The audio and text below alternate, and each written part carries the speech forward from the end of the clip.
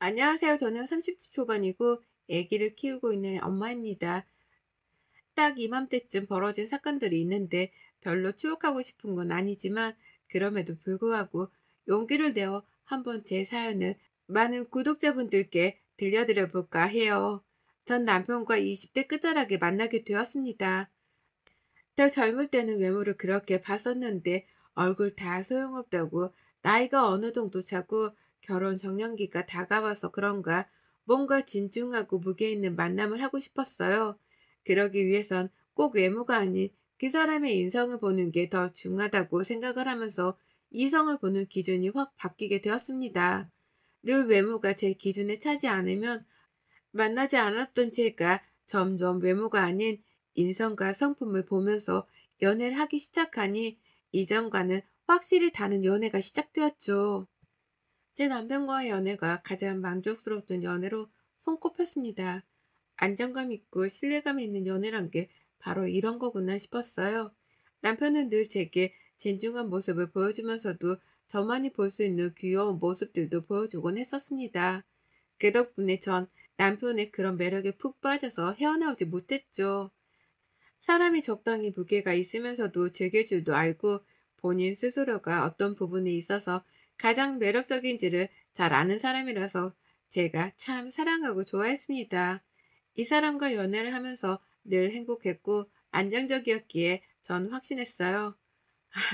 결혼은 딱 이 사람이랑 해야 하는 거구나 하고 말이죠.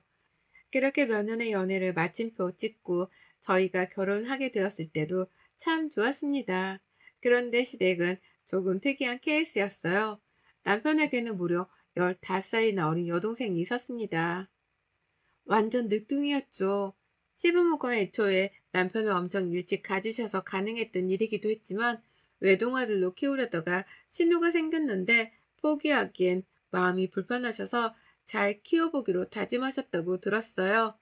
사실 다 큰 중학생 아들이 있는 상태로 아이를 출산하는데 절대 쉬운 일은 아니셨을 텐데 이 부분에서는 시모가 존경스럽더라고요. 과연 저라면 시모와 같은 선택을 할 수 있었을까 싶었죠. 그래서 저희가 결혼을 했을 때 신우는 고등학생이었고 신우라기보다는 거의 무슨 제게도 여동생 같은 느낌이어서 용돈도 주고 언니 동생 하는 그런 사이로 지냈던 것 같습니다. 그냥 신우를 보면 뭔가 챙겨줘야 할 것 같은 의무감이 들어서 자꾸 뭐라도 챙겨주게 되더라고요. 제 시설에서 봤던 고등학생의 신우는 되게 야무딱지고 본인의 진로 방향이 확고했던 똑부러지는 학생이었습니다. 그래서 확실히 성공할 거라고 늘 그렇게 생각했었고 신우에 대한 걱정은 전혀 해본 적이 없었어요. 단 시댁에 대한 걱정은 하나 있었는데 시부가 지병을 앓으시다 일찍 돌아가셔서 시댁 식구라곤 어린 신우와 시모 이렇게밖에 없었습니다. 그렇다 보니 형편이 넉넉하지 못했고 신우 뒷바라지 하기에는 시모 여건이 턱없이 부족했어요. 저랑 결혼하기 전에는 남편이 이런 상황이었기에 함께 도왔다고 합니다.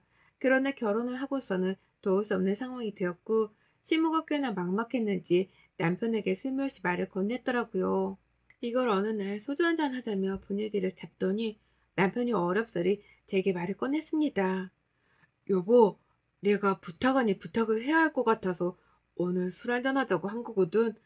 당신도 알겠지만 우리 집 형편이 뭐 좋은 것도 아니고 진주 이제 대학 다니면서 돈도 너무 많이 들고 하다 보니까 엄마가 너무 힘드신가 봐. 거기다 지금 엄마가 관절도 아프셔서 하던 일도 풀근무해서 파트타임으로 바꾸시고 돈벌이가 어려운 상황이더라고.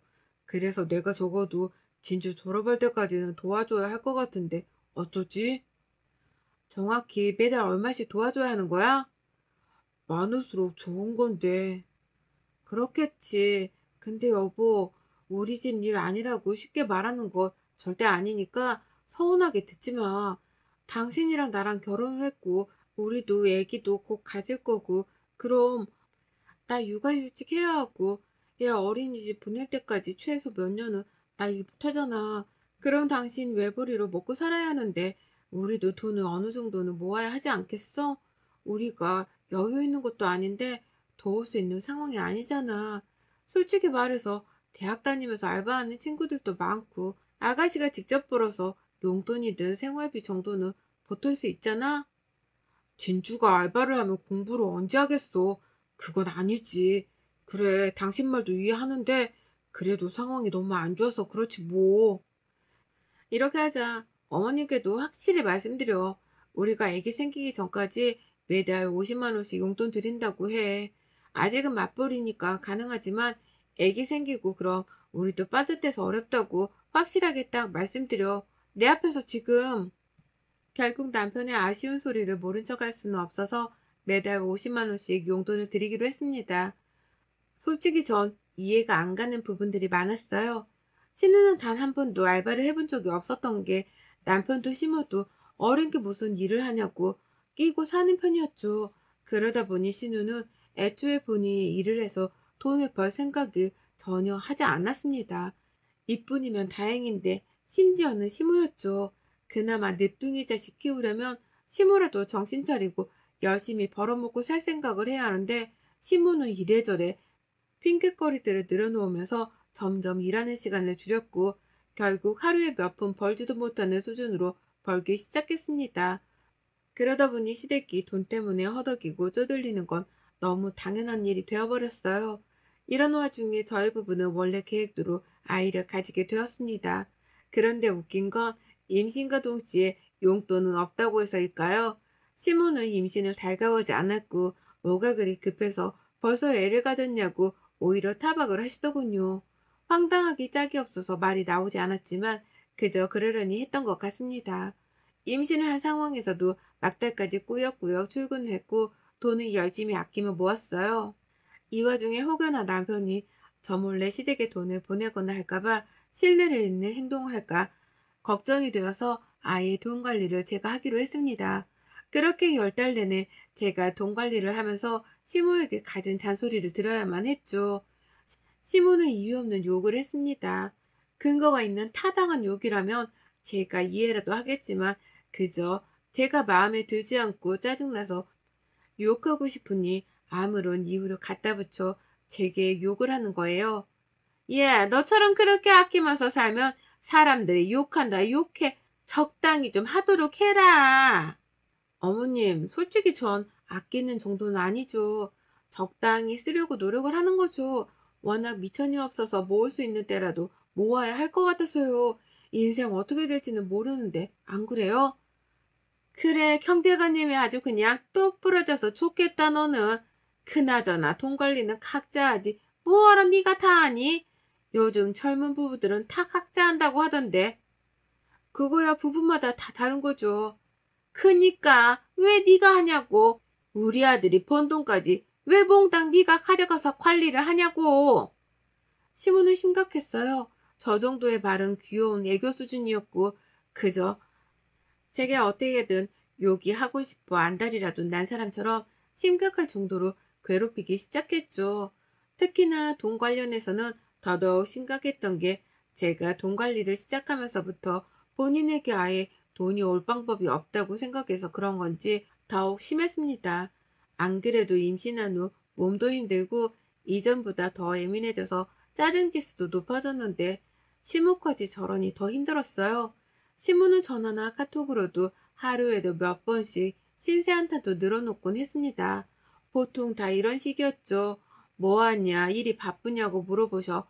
그렇다, 뭐 괜찮다고 대답을 하면 사는 게 의미 없다며 숨만 쉬어도 배가 고픈 것도 싫고 배가 고픈데 먹을 것도 없는 게 싫고 먹을 거 살 돈이 없는 게 서럽다는 식으로 제게 매일같이 이런 연락을 하셨습니다. 보고 돈 한 푼이라도 보내라는 거죠. 매정하다 하실지 모르겠지만 처음 몇 번은 저도 진심으로 시댁에 좋은 음식들, 좋은 것들 많이 가져다 드렸습니다. 그러나 뒤에서 이딴 걸 왜 주냐 한우고 나발이고 돈이나 주지라는 뒷말을 하는 걸 들은 후부터 절대 아무것도 주지 않아요. 어차피 뭘 줘도 돈이 아니면 욕먹을 게 뻔하고 하나를 주면 그걸로 만족할 리가 없다는 걸 누구보다 잘 아니까 애초에 모른 척 합니다. 그렇게 임신한 10달 내내 스트레스를 인생에서 가장 많이 받았지만 아이는 무사히 버텨주었고 건강하게 출산했어요. 출산과 동시에 전 퇴사를 했고 3, 4년 정도는 집에서 전업주부로 살기로 했죠. 남편도 저도 이 기간에 아이를 다른 사람 손에 맡기는 건 결사 반대였거든요. 산후조리원에도 2주 정도 있고 싶었지만 한 푼이라도 아끼자는 마음으로 일주일만 있다 나왔는데 있었나 싶었을 정도로 눈 깜짝할 사이에 지나간 조리원 천국의 맛을 아주 잠깐 보고 집에 돌아왔습니다. 그렇게 육아헬이 열렸고 애기랑 매일 지지고 볶으며 살고 있었어요. 아이를 키우다 보면 별의별 일들로 돈을 정말 많이 쓰게 된다는 걸 아실 건데 진짜 돈이 많이 들더라고요. 주변에서 하도 많이 들은 소리라 많이 들겠지 싶긴 했지만 이렇게 많이 들 줄은 솔직히 몰랐습니다. 그러다 보니 제게 쓰는 돈을 줄이게 되었고 그저 남편과 딸아이에게만 퍼주게 되더라고요. 전 어차피 집에서 애나 보는 엄마인데 돈 쓸 일이 뭐가 있겠습니까? 이런 생각으로 살았습니다. 그리고 제게는 비상금 통장이 하나 있었는데 이건 결혼할 때 남편에게도 비밀로 했던 통장이에요. 애초에 결혼할 때도 제가 집도 그렇고 돈을 많이 보탠 상황이기도 했고 살다 보면 어떻게 될지도 모르니 늘 비상금은 꼭 누구든 있어야 한다고 생각을 하거든요. 이게 저한테 쓸 수도 있는 거고 저희 친정집에 일이 있을 때는 남편에게 아쉬운 소리 하지 않고 쓸 수도 있는 거니 말이죠. 그래서 비상금 통장은 몰래 숨겨두고 살았습니다.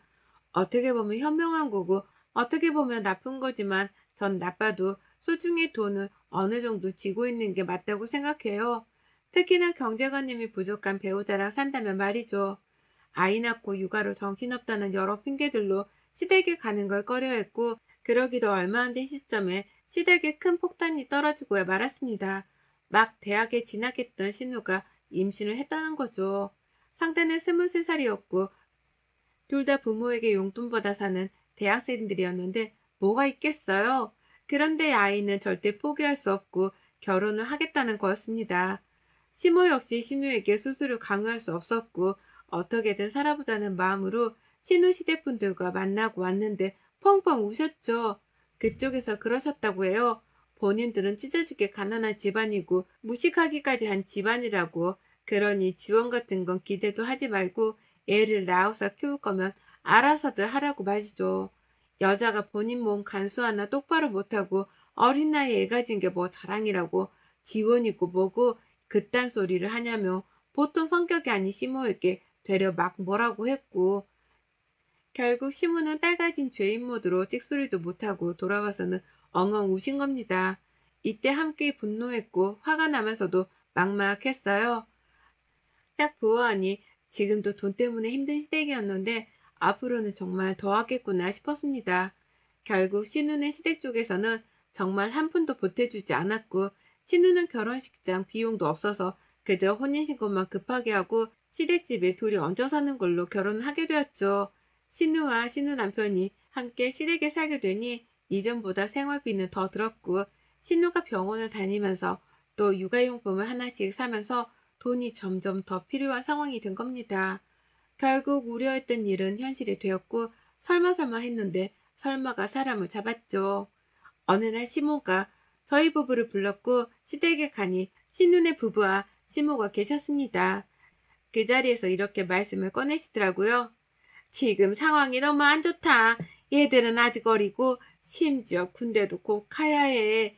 친주는 애 가져서 일도 못하고 다도 관절도 안 좋아서 일도 못하고 우리 생활비에 애 태어나면 애한테 드는 돈에 이러다 결국 우리 식구가 다 굶어 죽게 생겼어. 상황이 그렇거든. 근데 가족 좋다는 게 뭐겠어. 너네는 그래도 먹고는 살잖니. 그러니까 좀 도와줘야겠다. 더도 말고 딱 매달 100만 원씩만 보태줘라. 나중에 애들이 형편 풀리면 갚을 거니까. 네? 어머님, 지금 이 사람 외벌이로 저희도 세 식구 먹고 살아요. 그런데 100만 원씩을 어떻게 보태요, 저희가? 그럼 대출이라도 받아서 좀 빌려주든가. 난 신용도 안 좋아서 못 받고 얘들은 무직이라서 대출도 어려운데 너희들은 가능하잖니. 선택을 해봐. 대출을 받아주던가 매달 생활비를 보태주던가. 아니 그걸 왜 저희가 해야 하냐고요. 어머님 사고 친 건 아가씨인데 그리고 군대 가는 것도 연기를 하던가 알아서 해야 하는 거 아닌가요? 애기를 낳을 거면 이 정도 생각도 없이 각오도 없이 그냥 낳는 거예요? 대체 그걸 왜 저희가 떠받들어요? 여보, 막말로 우리가 그런 상황이었으면 엄마는 우리 도와주셨을 건데 너무 그러지 말자. 우선 100만 원은 이 사람 말처럼 우리도 상의해보고 최선을 찾아서 얘기해줄게, 엄마. 걱정 마. 뭘 상의를 해. 당장 먹고 살 돈도 없는데 당신 우리 형편 몰라? 누가 누굴 도와 지금. 우리가 불우이웃인데. 언니, 전 진짜 언니를 친언니라고 생각했는데 너무하네요. 결국 난 시댁 식구다 이거죠? 언니, 친동생이 이런 상황이어서도 그렇게 말할 거예요? 그동안 결국 저한테 했던 모든 행동들은 다 가식이었죠? 그쵸? 아가씨, 제 친동생이었으면 쌍욕 나갔어요. 지금 네 밥벌이도 못하면서 무슨 애를 낳으려고 하냐고. 전화 그나마 아가씨니까 이 정도 하는 거. 너 지금 내 앞에서 내 딸 욕하는 거야? 얘가 어려도 네 시누이인데 어디서 버르장머리 없이 시누이 앞에서 말을 끄떡으로 해? 결국 대판 싸움이 났습니다. 그리고 한참 싸우다 전 애기를 데리고 먼저 나와서 집으로 와버렸어요. 남편은 꽤 시간이 지난 후에 와서는 도와주자고 제게 자꾸 말을 했지만 대체 뭘로 도와줄 거냐고 며칠을 싸웠습니다. 그 후 신우 남편은 정말 군대를 갔고 신우는 출산을 했어요. 웃긴 건 출산 후 신우는 카카오톡 프로필 사진이나 SNS에는 아기 사진을 가득 올리며 사랑스럽다고 자랑을 했지만 실제로는 애를 돌보지도 않았고 육아가 힘들다며 울고불고 난리를 쳤습니다. 본인 인생이 망했다며 한탄을 했고 결국 애를 보는 건 시모 몫이었죠. 신우는 애를 시모에게 맡겨두고 나가서 친구들과 놀고 없는 형편에 나름 사치를 부리며 살더군요. 그러면서 산후 우울증 때문에 그러는 거라는 지나가던 개가 웃을 법한 소리를 했습니다. 결국 신우 용돈의 생활비에 신우의 육아 비용에 돈 나올 구멍이 더 이상 없던 신우는 악에 바친 건지 저희 집에까지 찾아와서 저희 딸아이가 있는데도 소리까지 지르며 돈 좀 달라고 난리를 쳤어요. 제발 그냥 돈 좀 달라고. 대체 나더러 어쩌라는 거야, 어? 너 돈 있잖아. 근데 도와주는 게 이렇게 싫어? 우리가 네 가족이었어도 이럴 거냐고. 어? 너랑 결혼만 안 했어도 우리 아들이 도와주었을 거고 우리 가족 이렇게 불행하지 않았어. 이게 다 결국 너 때문이잖아. 어머님, 애나 울잖아요. 목소리 낮추세요. 그리고 저한테 무슨 돈 맡겨주셨어요? 사채업자도 아니고 지금 이게 뭐 하시는 거예요? 적당히 좀 하세요, 제발. 저도 참는데 한계가 있는 거예요. 먹고 죽으려 해도 돈이 없다고요, 저희도. 하, 이렇게까지 해도 못 주겠다 이거지? 그러더니 시모는 갑자기 저희 집에 있는 고가의 가전제품이나 식기들을 다 던지기 시작했습니다. 이미 시모의 목소리에 놀라서 우는 아이를 안고 있었지만 저런 모습에 얘가 더 놀라서 결국은 말리지도 못하고 애를 데리고 방 안으로 들어가 문을 잠그고 경찰을 불렀죠. 경찰이 오니 경찰까지 불렀다고 미친 사람 취급을 하던 시모였지만 이게 나중에 아주 중요한 증거가 되었습니다. 현장 사진과 영상을 그대로 다 찍어뒀고 경찰분들도 찍어 가셨어요. 그리고 고소를 할지 말지는 조금 이따 결정하겠다고 했죠. 이 사건을 남편에게 말했으나 남편은 오히려 미쳤냐고 어떻게 본인 엄마를 신고할 수 있냐며 저더러 진짜 악질이라고 하는 겁니다. 딱 여기서 갈팡질팡하던 마음을 싹 정리했고 마지막 최후의 수단과 증거를 남기기 위해 남편을 데리고 시댁으로 향했어요. 변호사에게 미리 물어보니 이런 갈등이 지속적으로 있었고 제가 해결하려 했다는 것과 힘들었다는 증거가 있어야 유리하다는 말에 녹음을 하기로 했죠. 그래서 한마디로 쇼를 하기 위해 시댁에 갔습니다. 신우, 시모, 저희 부부 이렇게 앉아서 얘기를 했죠. 어머님이 하루 이틀도 아니고 결혼생활 내내 돈돈돈 하시면서 자꾸 사채업자처럼 저한테 돈 달라고 하시는 거 솔직히 저 견디기 너무 힘들어서 이 사람이랑 못 살겠어요, 어머니. 이런 썩을 것이 살지 마. 그럼 어쩌라고? 야, 막말로. 네 친누가 한참 어린데 어쩌다 동생이라고 생각했으면 돈 치워주고 도와주는 게 맞는 거 아니냐?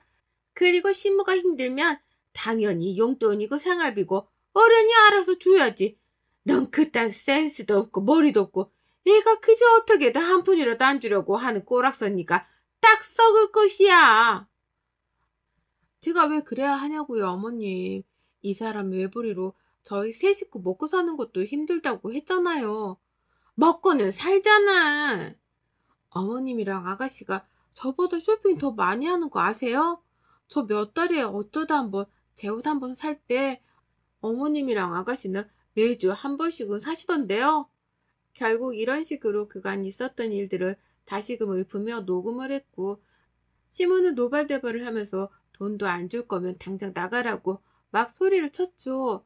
그 와중에 남편은 또 시모와 신우편을 들면서 적당히 하라며 제게 뭐라고 했고 전 그렇게 나왔습니다.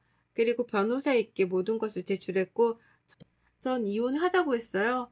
남편은 흔쾌히 이혼해주겠다고 했지만 딸아이를 양육권을 두고 논쟁이 심했습니다. 그치만 철저히 변호사와 함께 여러 상황을 미리 대비했기에 양육권을 제가 가질 수 있었고 양육비 청구도 할 수 있었어요. 이혼 후 아이와 새 출발을 하고 잘 살아가고 있었습니다. 그저 다 좋고 좋지만 딸아이에게 미안할 뿐이었어요. 그래도 친정집 근처로 아이 이사를 해서 친정 부모님과 자주 만나며 딸아이에게 저와 단둘이 있는 외로운 집이 아닌 북적거리는 가족이 뭔지를 알려주려고 노력했습니다. 그렇게 잘 살던 중 이혼하고 1년도 안 된 시점에 모르는 번호로 남편 놈에게 연락이 왔고 딱 한 번 전화 한 통 하자고 하더군요. 내 꼴 진짜 웃기다. 들어볼래? 나 쥐뿔개뿔도 없잖아. 솔직히 결혼도 당신 덕에 한 거 인정. 근데 그런 놈이 지 동생이랑 엄마 유한다고 대출을 3천이나 받아서 줬는데 그걸 동생이 지 남편한테 줬네? 근데 그 놈은 이혼하고 도망갔네? 결국 그 돈은 내가 다 갖고 있고 진주는 애 혼자 키우고 그 좁은 집에 나랑 엄마랑 진주랑 진주 애까지 사는데 하루하루가 숨막힌다. 그래서 연주 너 생각도 많이 나고 너무 미안해서 연락했어. 너 진짜 멋진 여자이고 정말 그런 여자를 놓친 내가 미친놈이니까 많이 고소해야라고 말해주는 거야. 내 인생 왜 이렇게 꼬이냐? 당신 그렇게 말하면 내가 뭐 감동이라도 할 줄 알았어? 아직도 날 모르네. 떨어질 정도 없는데 정 떨어지게 하지 말고 이딴 전화도 하지 마. 미안한데 난 당신 목소리 듣는 것 자체가 고역이야. 그리고 네 팔자 네가 꼰 건데 왜 꼬이냐니? 앞으로도 꽈배기 마냥 쭉 꼬일 테니까 꽈배기는 사먹지 말도록 해라. 나름 멋진 척 감동스러운 말을 하며 저를 또 잡아보려 했던 전 남편놈에게 얘라이 퇴 하는 느낌으로 던져주고 완벽히 끝내버렸습니다. 여러분의 생각은 댓글로 남겨주세요. 오늘도 시청해주셔서 정말 감사합니다.